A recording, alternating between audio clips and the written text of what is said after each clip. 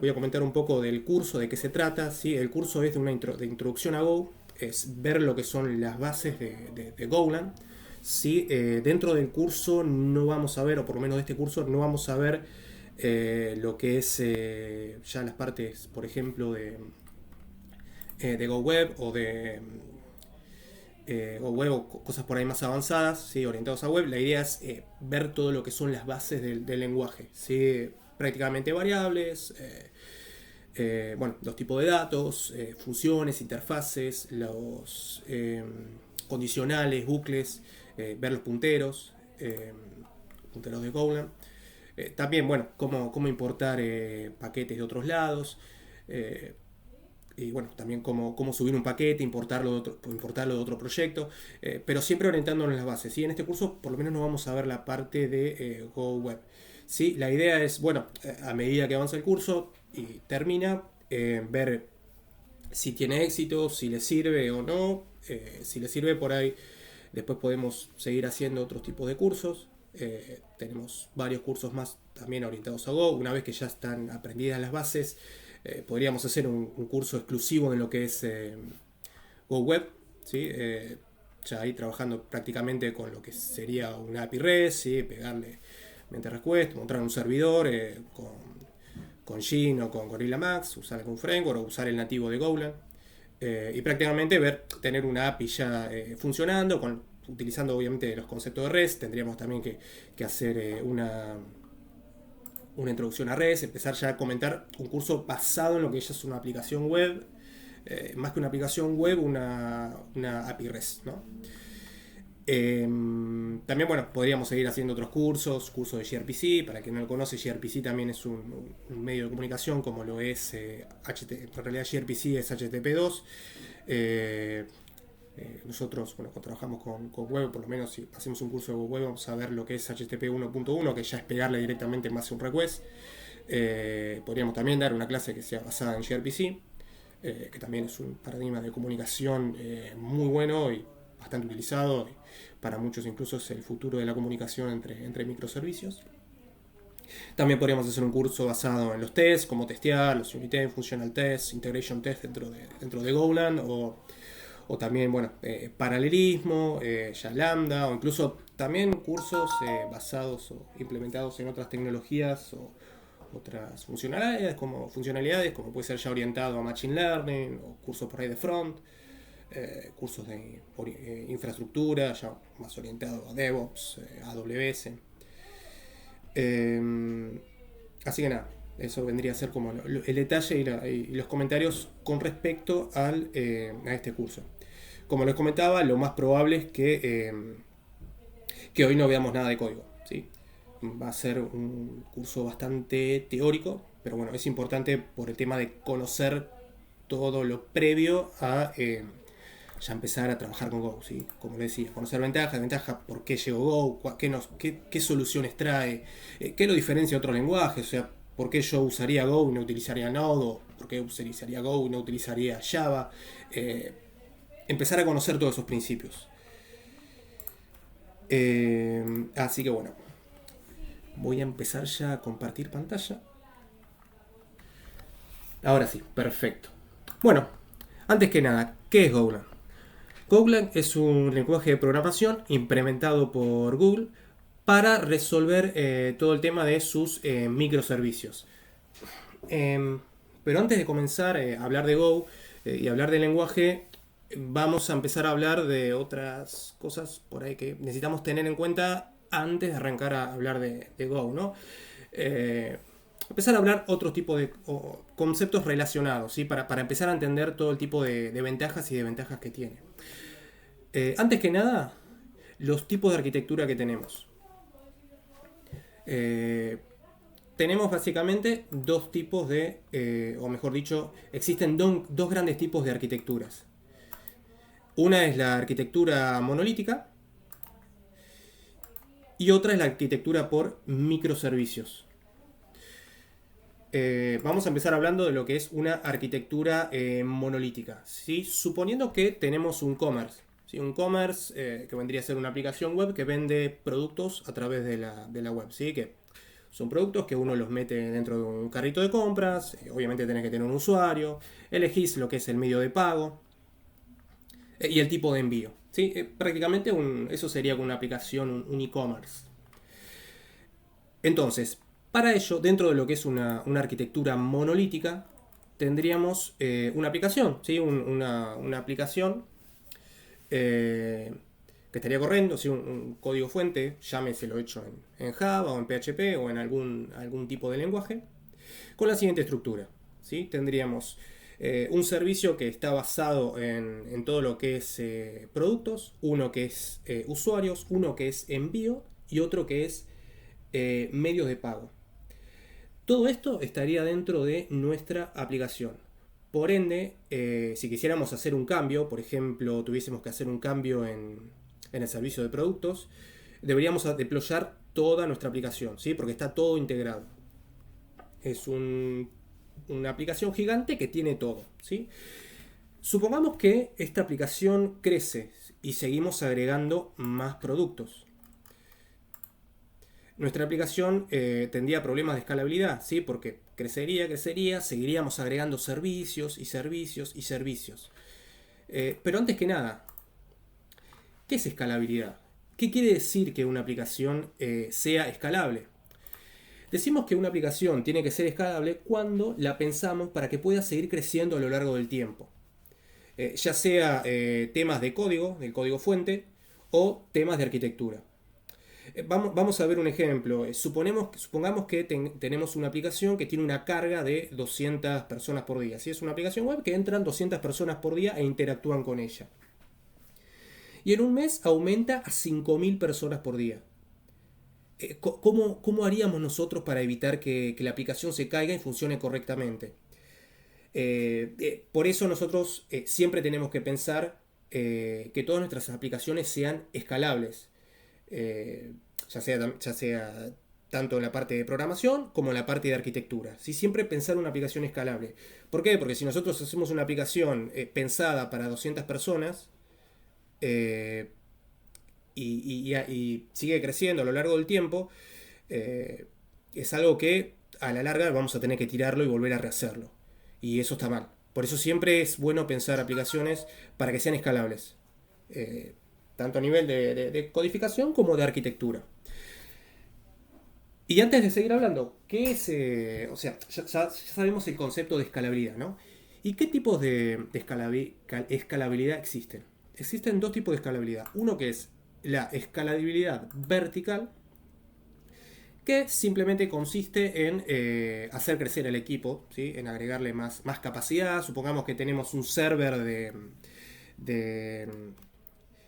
un server que tiene 2 GB de RAM y 300 GB de memoria ROM y queremos hacerlo crecer. Para hacer crecer le agregamos más capacidad, o sea, de 2 GB de RAM aumentamos a 4 GB de RAM, por ejemplo, ¿no?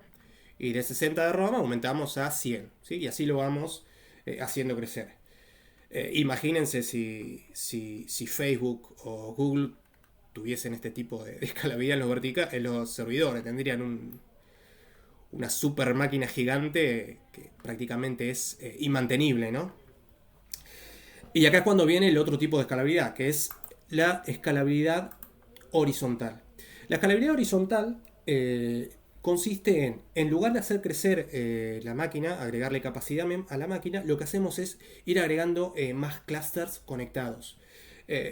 Hagamos de cuenta que, por ejemplo, los clusters podrían ser equipos por separado o máquinas, o bien podrían ser los contenedores o pods de Kubernetes, ¿no? La idea por ahí es no meternos con lo que es infraestructura y no hablar de conceptos de infraestructura, así que pensemos que clusters son máquinas por separado, ¿sí?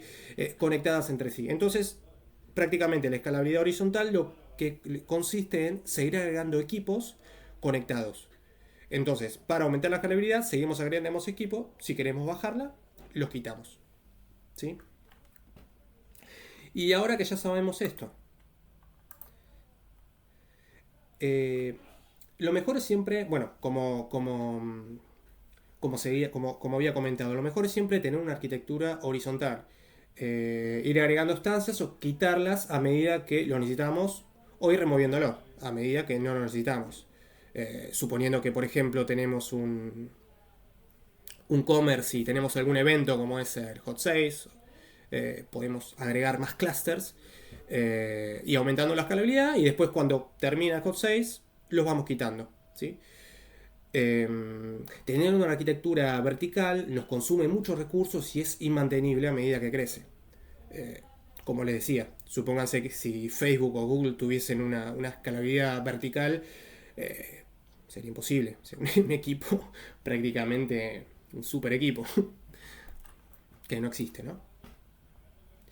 Ok, ahora que ya sabemos estos conceptos, volvamos a lo que es nuestra aplicación monolítica.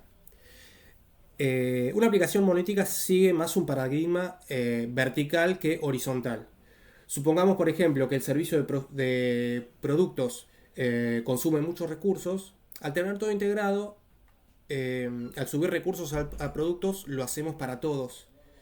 No podemos separarlo. ¿Por qué? Porque está todo dentro de un mismo equipo, ¿sí? Otra cosa también importante, supongamos que ya lo que es el servicio de productos no da para más. Está en una versión muy vieja, supongamos que está en Java.7 y queremos migrarlo a Java.8. Prácticamente hacer eso, hacer un cambio de productos, no podríamos hacerlo. O sea, para hacer un cambio de tecnología, una migración de tecnología, deberíamos hacerlo para todo el proyecto. Lo cual es algo muy complejo y prácticamente deberíamos rehacer todo. Imagínense si tuviésemos que cambiar de tecnología. Si quisiéramos cambiar de tecnología para el servicio de productos, deberíamos hacerlo para todos. Lo cual es algo muy costoso. Prácticamente, como les decía, habría que tirarlo a la basura y volver a armarlo. Por otro lado, tenemos lo que son ya los microservicios. Que bueno, viene a solucionar todo esto. Vamos a seguir hablando, por ejemplo, de nuestro commerce. Nuestro commerce que tiene un servicio que es de productos, un servicio de usuarios, un servicio de envíos y un servicio de medios de pago. Entonces vamos a ver con microservicios cómo podríamos separar esto. Con microservicios nos quedaría separado por diferentes servicios.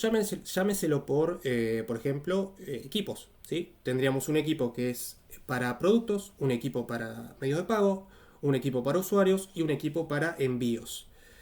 Estaría separado por clúster, ¿sí? Dividido en 4. Ahora ya lo que tenemos son, en lugar de tener una aplicación integrada en todo, lo que tendríamos serían 4 aplicaciones por separado. Si quisiéramos agregar más recursos, haciendo por ejemplo una escalabilidad vertical, simplemente podríamos hacerlo. Cada uno de los equipos tendría 2 GB de RAM. Y si quisiéramos agregarle más capacidad, por ejemplo, a producto, podríamos hacerlo agregándole más capacidad a productos, ¿sí? Y también, lo más importante y lo que se hace por lo general y casi siempre es hacer una escalabilidad horizontal, agregando, suponiendo, por ejemplo, que productos es lo que más consumo nos recursos, nos consume en base al resto de los microservicios. Lo que podemos hacer es agregar instancias a productos, ¿sí? Tendríamos una instancia para usuarios, una para envíos, una para medio de pago y 3 para productos. Llámeselo como si fuesen, por ejemplo, una máquina para usuarios, una para envíos, una para medio de pago y 3 máquinas para productos.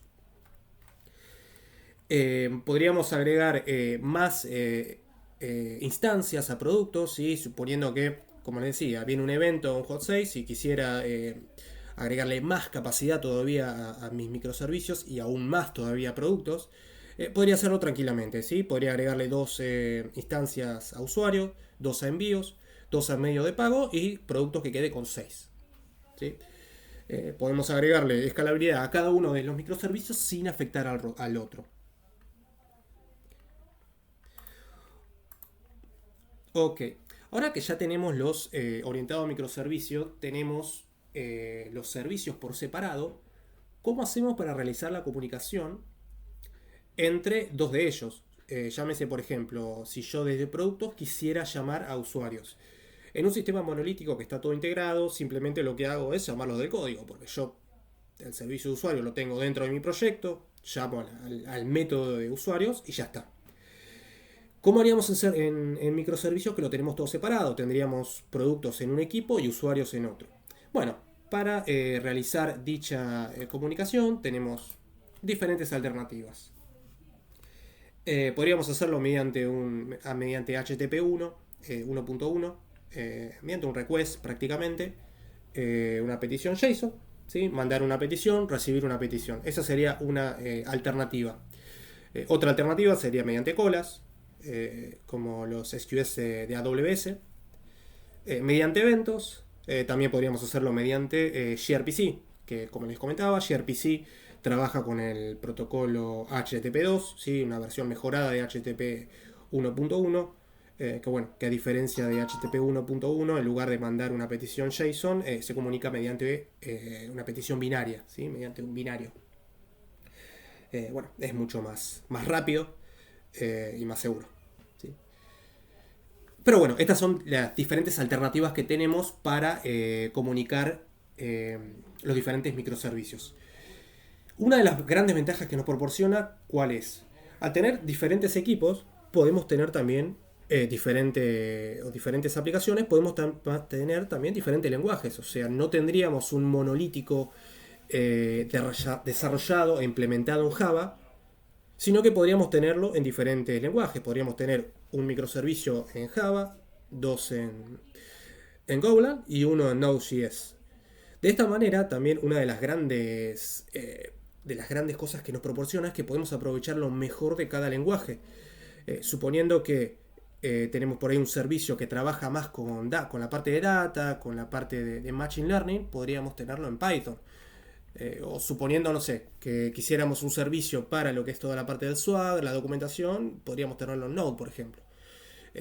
Podemos jugar, ¿sí? Aprovechando lo mejor de cada lenguaje. No tenemos que casarnos con una tecnología como lo hacemos con un monolítico, sino que podemos aprovechar estos recursos. Otra cosa también importante es, acuérdense que cuando estábamos trabajando con un monolítico, si queríamos pasar, por ejemplo, de una versión 1.1, 1.7 de Java a 1.8, teníamos que hacer una migración de todo. Acá simplemente lo que tenemos que hacer es migrar el microservicio. Supónganse que queremos pasar, por ejemplo, de un microservicio realizado en Java a uno realizado en Golang. Podríamos hacerlo simplemente migrando el microservicio. ¿Cómo se verían afectado este cambio con el resto de los microservicios? De ninguna manera, los otros microservicios no se verían afectados en lo más mínimo. ¿Por qué? Porque los otros microservicios lo único que les interesa es enviar una respuesta y recibir una respuesta. Mientras sigan haciendo eso, no se van a ver afectados en lo más mínimo. Entonces, con este cambio ven que hacer una migración es muchísimo menos costoso que hacerlo en un sistema o en una arquitectura monolítica. Es un cambio prácticamente muy brusco, ¿sí? Así que también es una de las grandes ventajas que tienen trabajar con microservicios.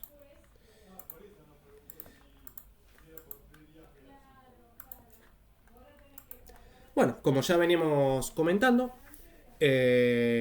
trabajar con microservicios nos proporciona muchas ventajas.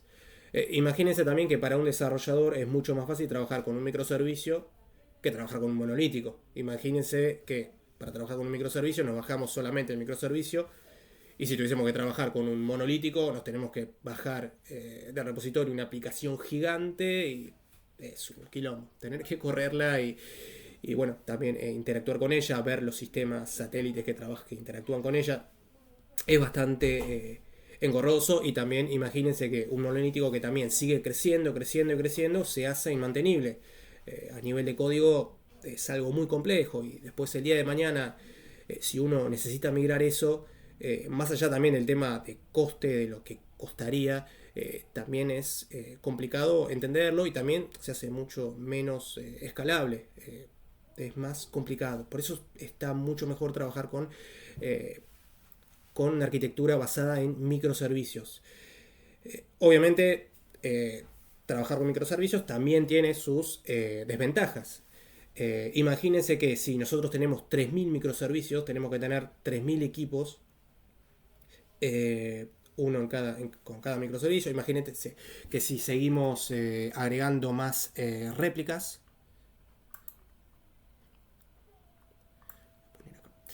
Imagínense que si seguimos agregando más réplicas, se hace inmantenible. Imagínense para un arquitecto o un DevOps, tener que monitorear eso es algo bastante engorroso. Si no existieran soluciones como las que nos proporciona Kubernetes, sería prácticamente imposible.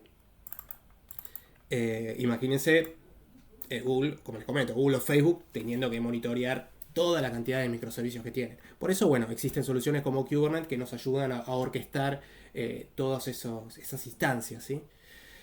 Otra desventaja también es que es por ahí un poco más difícil de testear, porque nosotros en un monolítico tenemos toda nuestra aplicación acoplada ahí. Con microservicios también tenemos que ver la forma de realizar esa comunicación y recibir respuestas de la forma real de como lo haría estando ya en un ambiente productivo. ¿Por qué? Porque si yo desarrollo el microservicio y después lo subo, ¿cómo sé yo que la respuesta que tiene que dar es la correcta? ¿Y cómo sé yo que los otros microservicios tienen que recibir la respuesta que le estoy mandando, ¿no? Que correctamente esa respuesta. Bueno, para esto también hay varias soluciones, o sea, por ahí uno puede instanciar un ambiente de desarrollo y simplemente cuando uno trabaja a nivel local, pegarle a ese ambiente de desarrollo, como para tener todo centralizado. También por ahí uno puede directamente con Docker levantarse todos los microservicios a nivel local, pero bueno, eso por ahí es un poquito más engorroso, pero se podría hacer también. Más allá de bueno, estas desventajas que nos proporcionan los microservicios, son más las ventajas y soluciones que nos proporciona que desventajas si lo comparamos con un sistema, una arquitectura monolítica. Muy bien, ya que sabemos estos conceptos, que ya vimos los conceptos de escalabilidad vertical, escalabilidad horizontal eh, y, y la diferencia de lo que es entre un sistema monolítico y un sistema orientado a microservicios, ahora sí vamos a empezar a hablar con The Go, pero antes vamos a hablar sobre Google. Bueno, todos conocen a Google, obviamente, una de las empresas más importantes de la informática del mundo. Cuenta con GCP, ¿sí? Google Cloud Platform, que es el segundo cloud provider más importante y más utilizado después de AWS, ¿sí? de Amazon Web Services. Cuenta con Android, el sistema operativo de celulares más utilizados en el mundo. Ya se dan una idea de la cantidad de carga y la cantidad de datos monstruosos que manejan en sus servidores. Es el creador de Kubernetes, el orquestador de Docker, que ya prácticamente es un estándar. Incluso ya AWS, que es Amazon, que es el cloud provider número uno, ya sacó desde hace un tiempo EKS, que es un orquestador de Docker ya también basado en Kubernetes, porque prácticamente es un estándar para todos los arquitectos. Es el creador de TensorFlow, el paquete de Deep Learning más complejo y utilizado en el mundo. También en Google trabaja Geoffrey Hinton, que es bueno, el padre de Deep Learning, es el creador de las redes neuronales. Y Google, bueno, es la empresa que más avances tiene con respecto a lo que es inteligencia artificial. Imagínense que para tener tal avance en lo que es inteligencia artificial, la cantidad de datos monstruosos que tienen que manejar. Entonces, después de saber todo esto, ¿cómo manejar los microservicios? ¿Qué tecnologías utilizar? Necesitaban un lenguaje rápido, con velocidad, como lo es C, pero a la vez dinámico y con una curva de aprendizaje más simple. Obviamente implementar C en todos los microservicios te proporciona una velocidad abrumadora, pero a la vez la curva de aprendizaje no es tan simple como por ahí lo fuese con Java o con Node o con Python. Entonces, bueno, Google tenía esta incógnita, cómo resolver este problema. Y aquí es cuando llega Golang para solucionar este problema. Golang, como ya les he comentado, es un lenguaje de programación creado por Google. Es un lenguaje de programación compilado, inspirado en la sintaxis de C, pero a la vez fácil de utilizar y con una curva de aprendizaje mucho mayor. De esta forma fue que Google implementó todos sus microservicios en Golang. ¿Sí? Eh, Algunos comentarios con respecto al lenguaje. Golang tiene una sintaxis simple, es fuertemente tipado, pensado para aprovechar al máximo los recursos. Multiprocesadores, enorme cantidad de memoria y paralelismo. ¿Sí? Golang aprovecha muchísimo lo que es el paralelismo. Golang es un lenguaje compilado. El programa genera un binario y el binario es que se corre. A diferencia, por ejemplo, de Node.js o Python, que son interpretados, que el compilador va compilando el script prácticamente línea a línea. Golang, para correr Golang necesitamos el binario, o sea que el programa tiene que generar el binario y el binario sé que se corre. Golang es ideal para grandes cargas con miles y miles de peticiones. ¿Sí? Como les había comentado, bueno, es la solución que proporciona Google a todos sus microservicios. ¿Sí? Es prácticamente rapidísimo para grandes cargas de datos. También, bueno, habíamos comentado que es una tecnología ideal. Para mí es por ahí también un pensamiento muy personal, pero para mí es ideal, prácticamente es la ideal. eh, por todas las ventajas que te proporciona, por lo simple que es, muy rápido. No, la verdad que para mí es ideal, pero bueno, es un pensamiento por ahí muy, muy personal. Para microservicios, ¿no? Me faltó comentar eso. Ideal para microservicios. Obviamente para implementar un monolítico no es una tecnología ideal, ¿no? Pero para microservicios sí lo es. También, bueno, comentar que no es orientado a objetos, ¿sí? Aunque podemos replicar algunas funcionalidades de programación orientada a objetos con estructuras e interfaces. Sí, por ahí hay algunos patrones de diseño que no vamos a poder utilizar, o sea, no es por ahí como Java que podemos utilizar y explotar los patrones de diseño al máximo, pero hay algunos que sí vamos a poder utilizar y bueno, los vamos a ir viendo también a lo largo del curso. Los más utilizados van a ser Factory y Builder. Pero bueno, hay también ciertos patrones que no se pueden utilizar o por ahí sí los podemos utilizar, pero no es tan simple o por ahí no te proporciona tantas soluciones como lo haría un lenguaje de programación full orientado a objeto como lo es Java. ¿Sí? Bueno, eso, más que nada.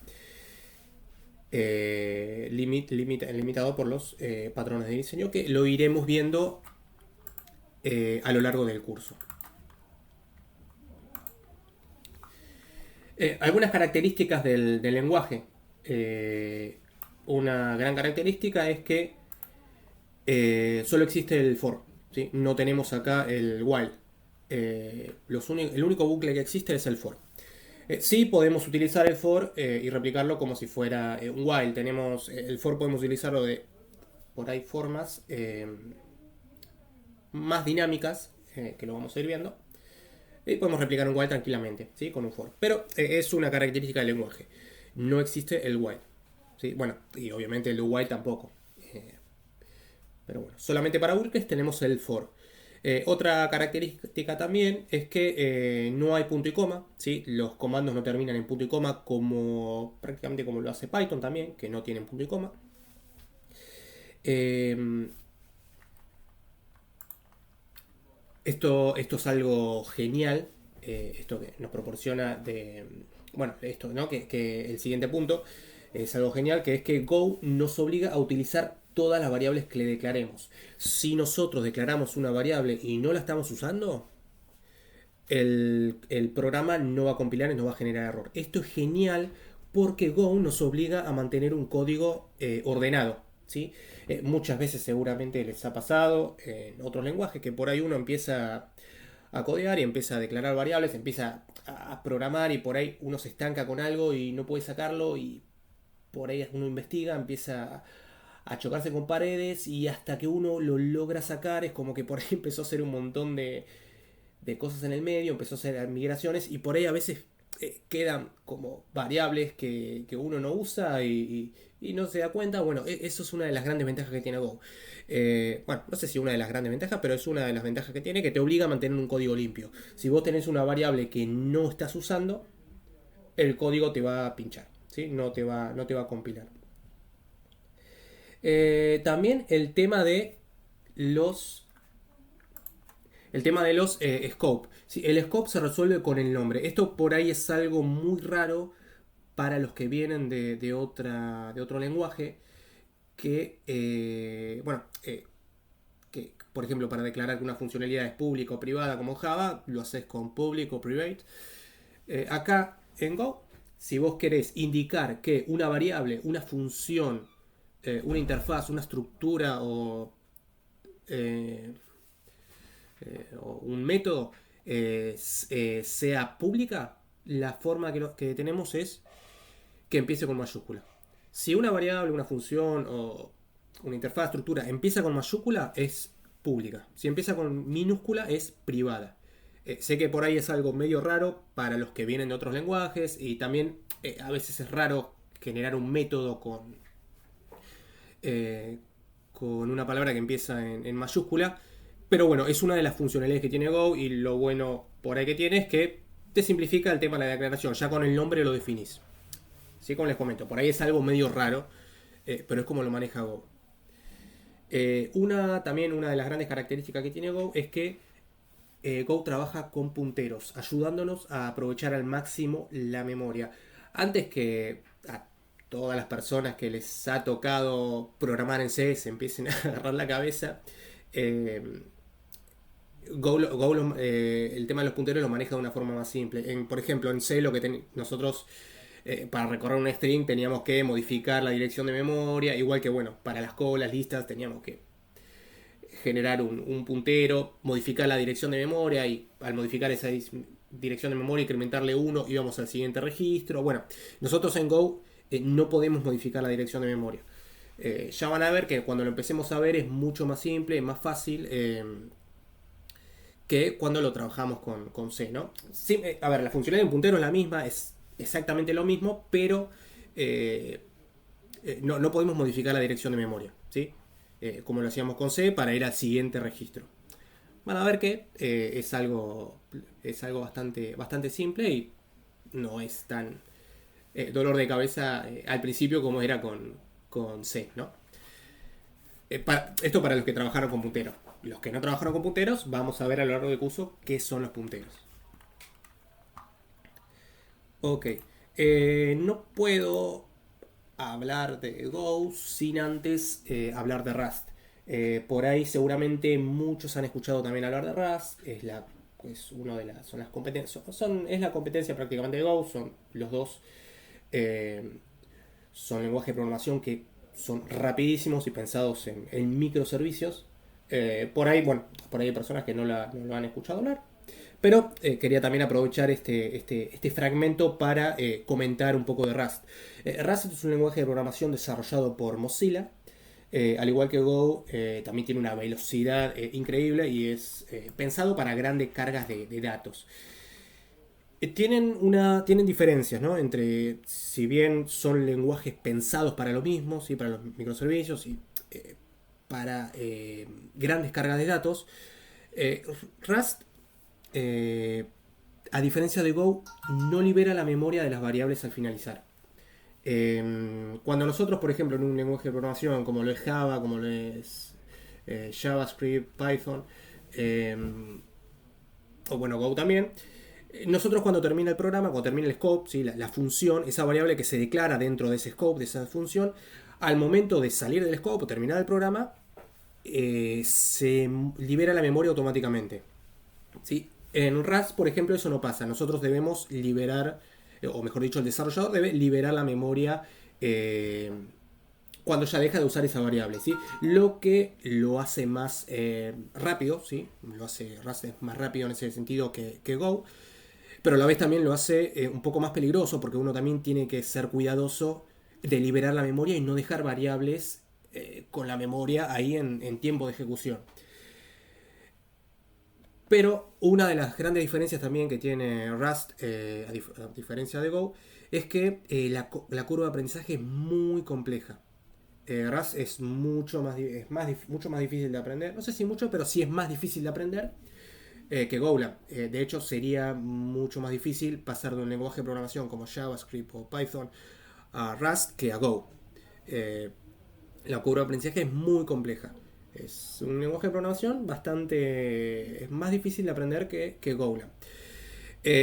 Piensen esto también siendo una empresa, ¿sí? Una gran empresa, que tiene que contratar 2.000, 3.000, 5.000 desarrolladores, lo difícil que sería conseguir gente en Rust.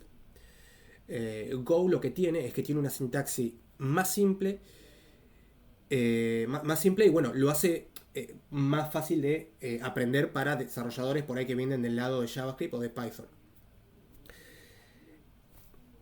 Esa es una de los comentarios, ¿sí? Entre uno y otro.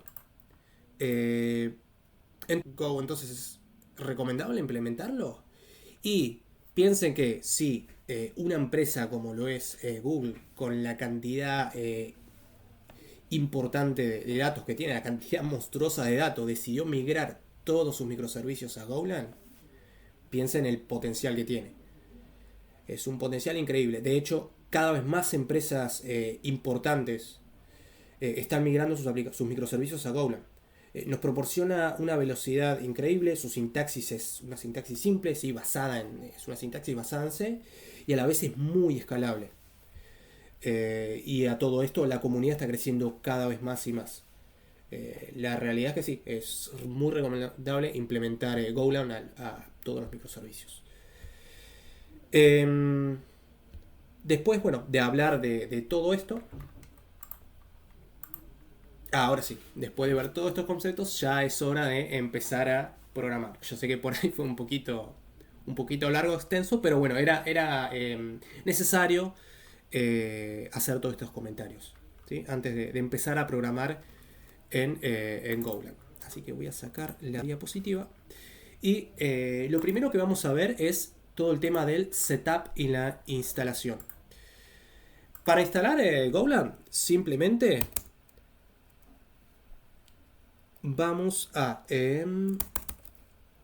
install Golang a la página oficial de Golang. Y directamente lo que nos dice acá es cómo instalarlo, ¿sí? Paso 1 es descargar el ejecutable. Yo en este caso, como tengo Linux, ya me lo toma directamente para Linux. Y acá tenemos los diferentes pasos de cómo realizar la instalación, ¿sí? Si es con Mac, directamente lo instalan dándole clic al compilado. Con Windows exactamente igual. Con Linux hay que bajar el compilado y ponerlo directamente en la carpeta user local, ¿sí? Y bueno, generar colocar en el path. Esto simplemente para instalar Golang. Una vez instalado, nosotros lo que debemos hacer es configurar el GoPath y GoRoot. Vamos a ver primero, voy a entrar a una terminal y voy a agrandar un poco esto para que se vea más grande. Y vamos a ver la carpeta de Golang. Voy a ir al escritorio raíz y voy a ir a User Local. Y voy a ir a la carpetita de Go. Acá, bueno, vamos a ver todo ya el folder, ¿sí? la instalación de Golang. Vamos a ir a la carpeta bin. Y acá vemos un ejecutable, ¿sí? un script, un ejecutable en realidad, que se llama Go. Este es el compilador. Si yo acá ejecuto Go version, o mejor dicho, lo voy a poner para que sea exactamente ese, ¿no? Vemos que me dice, bueno, Go version, yo tengo en este caso la versión 1.15, 1.1, hoy en la actualidad la versión creo que es la 1.17, si mal no recuerdo, 1.17.2. Bueno, yo en este caso tengo por ahí un poquito desactualizada la versión. Pero bueno, este es el compilado de Golang. Tenemos que empezar ahora a configurar lo que son los environments, ¿sí? Tenemos dos environments. Uno que es el GoRoot, que en este caso lo voy a mostrar, que el GoRoot es una variable de entorno que tenemos que configurar para indicarle dónde está el compilado, el folder del compilado de Go, ¿sí? En mi caso está en user local Go. En el caso de ustedes estará donde lo hayan instalado, ¿sí? En Windows o en Mac. No sé si en Windows ya te lo setea por defecto, pero bueno, si no lo hace, habría que hacerlo. Y el otro, la otra environment que hay que configurar es el GoPad. ¿Qué es el GoPad? El GoPad es lo que nosotros vamos a configurar para indicarle dónde van a estar seteados todos nuestros proyectos de Golang. Yo en este caso tengo si yo hago un hecho de GoPad, este es el GoPad mío. O sea que todos mis proyectos van a estar acá. ¿Ok? Tenemos que configurar o sea, el GoRoot, el GoPath, y bueno, y después ponerlo en el path, ¿no? Para que tome el archivo de Golang. Yo, en el caso, bueno, de que tengan Ubuntu, les voy a mostrar el bash rc. Yo, para que lo tome directamente con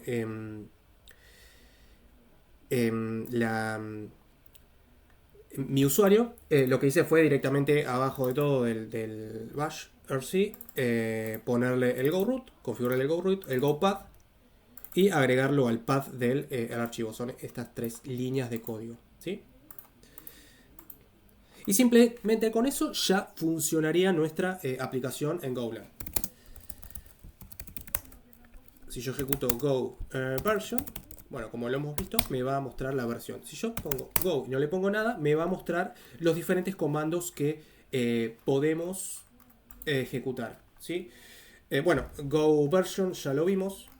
Go version lo que hace es nos muestra la versión que tenemos actual de Golang.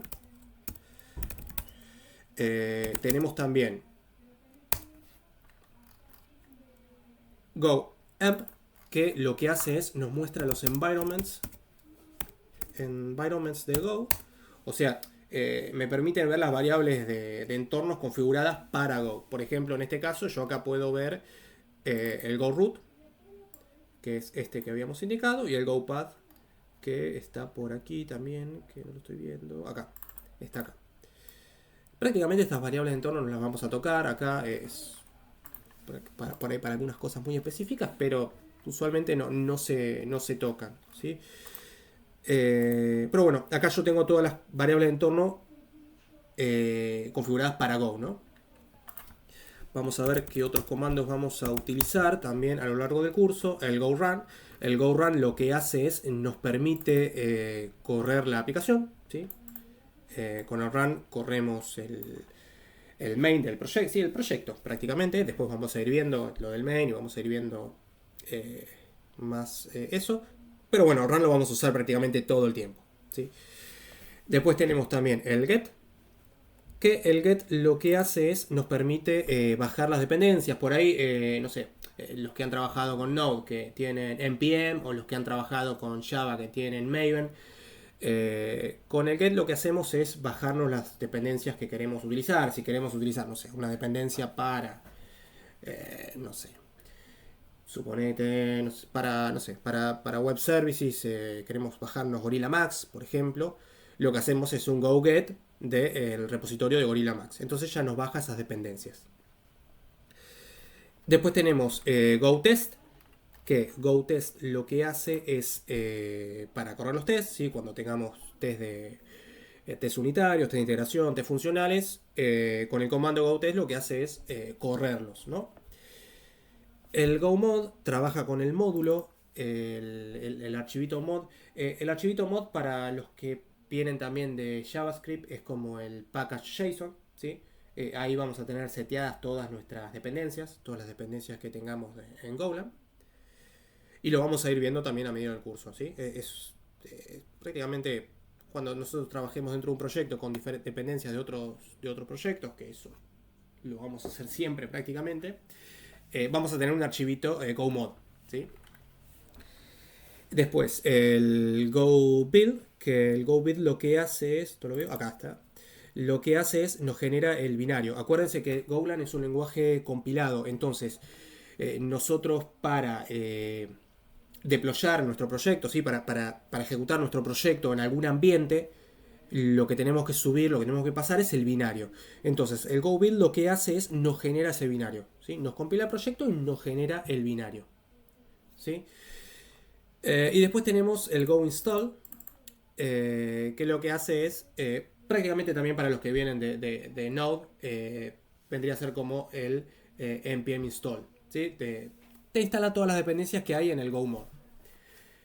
Estos son los comandos de Golang.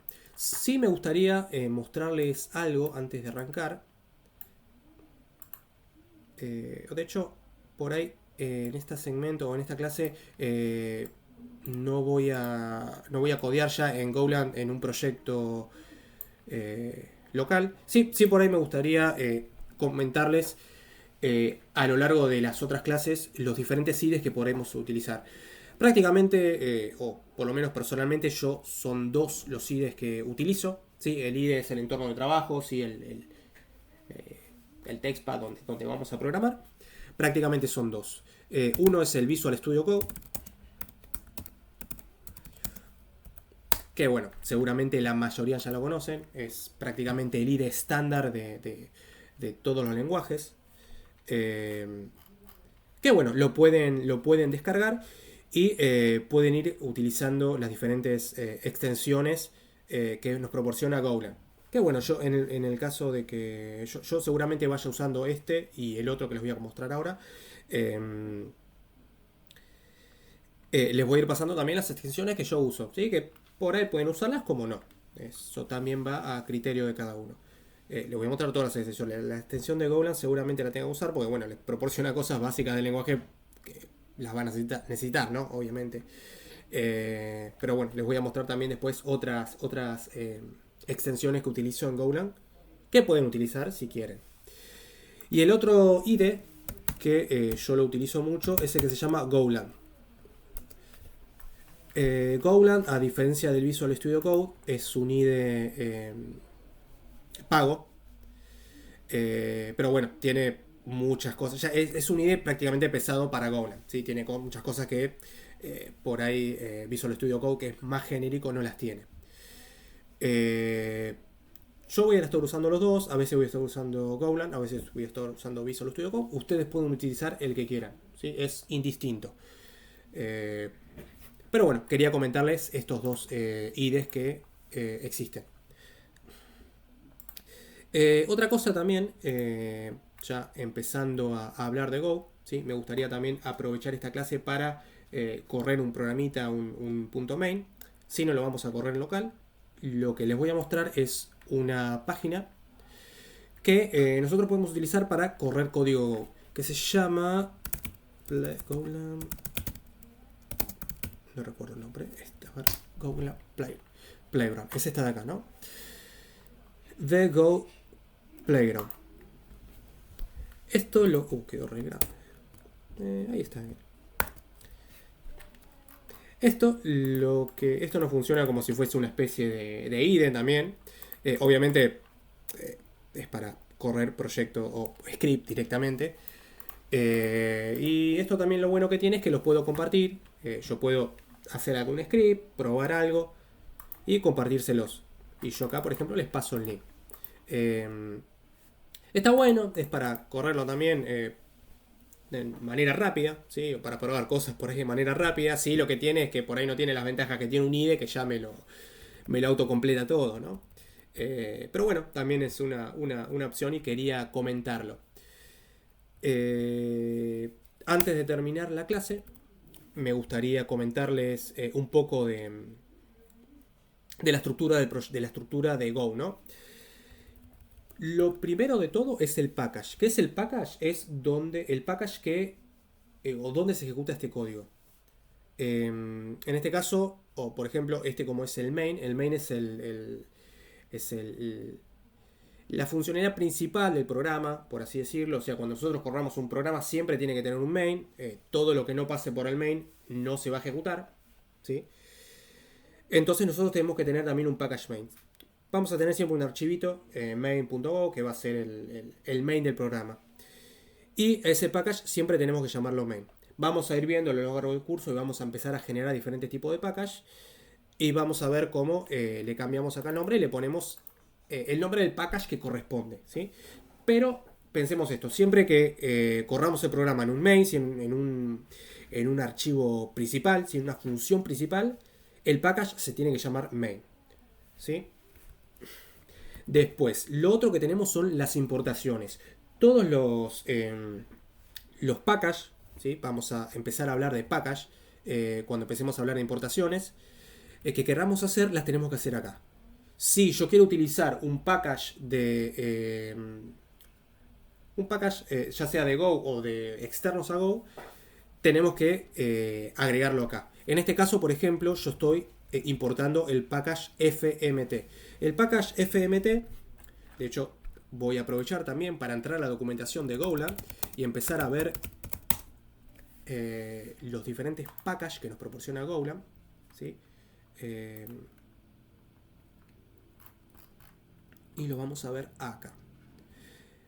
Una de las grandes cosas que tiene Golang también es la documentación, que es una documentación clara. Y eso está bueno, ¿sí? Por ejemplo, nosotros habíamos visto el package FMT. A todo esto lo estoy comentando por ahí a grandes rasgos. Vamos a tener después... El FMT es algo prácticamente que lo vamos a ir viendo y es fácil. Pero después vamos a tener clases basadas ya en algunos diferentes packages de Golang, ¿no? Por ejemplo, el package... el context, vamos a verlo. El package databases, no sé si lo veremos. Por ahí sí. El errors. Bueno, el FMT. Aprovecho y ya les muestro el package FMT. Y le aprovecho también y les muestro lo que es la documentación. El package FMT, de hecho, tienen que estar acá las diferentes funciones que nos proporciona. Acá están. El package FMT tiene estas funciones, de ejemplo. Nosotros las que vamos a utilizar, o las que más vamos a utilizar en el curso, son la de el printf, printline, el sprintf y por ahí utilizamos la del errorf, seguramente. Prácticamente lo que nos permite este package es imprimir mensajes por consola o formatear strings, ¿sí? Si yo quisiera formatear un string, un campo de texto, lo hago con este package, ¿sí? Vamos a ir viéndolo a lo largo del curso, lo vamos a utilizar mucho, porque obviamente para imprimir todos los mensajes por consola lo vamos a utilizar con este package. Pero bueno, es también para que se vayan familiarizando con todo lo que es la documentación de Golang. Si yo por ahí no entiendo algo, puedo ir a la documentación y lo veo claramente, ¿sí? De hecho, tengo acá todos los packages de Golang. O sea, Golang nos proporciona todos estos packages que nosotros podemos importar. Si nosotros quisiéramos utilizar un package que no es de Golang, sino que por ahí es de un tercero, de alguien que desarrolló algo, también lo podemos utilizar, ¿sí? Tenemos lo que son los packages internos de Golang, los packages estándar, que son estos, y los packages que podemos utilizar de diferentes personas, ¿sí? Que eso también lo podemos utilizar tranquilamente. De hecho, los vamos a estar utilizando. Yo también podría generar un package e importarlo, o podría generar un package que lo importen muchas personas. Eso también está buenísimo, está súper abierto a la comunidad y bueno, lo vamos a ir viendo a lo largo del curso. Sí quería aprovechar a mostrarles eso. Nada, y antes de terminar quería correr el programa. Y yo simplemente le doy run. Y bueno, acá veo cómo me muestra el mensaje por consola. ¿Sí? Acá puedo ponerle my first program. Pongo run y veo cómo me imprime por consola el programa. El curso, bueno, de hoy llegó hasta acá. Ya el próximo martes seguiremos, ya empezaremos a codear. Por ahí, como les comentaba al principio, esta clase fue por ahí un poco tediosa por el tema de que fueron todos conceptos teóricos y nada de código. Ya a partir del martes vamos a empezar a programar. Así que nada, por hoy hasta acá y nos veremos el próximo martes.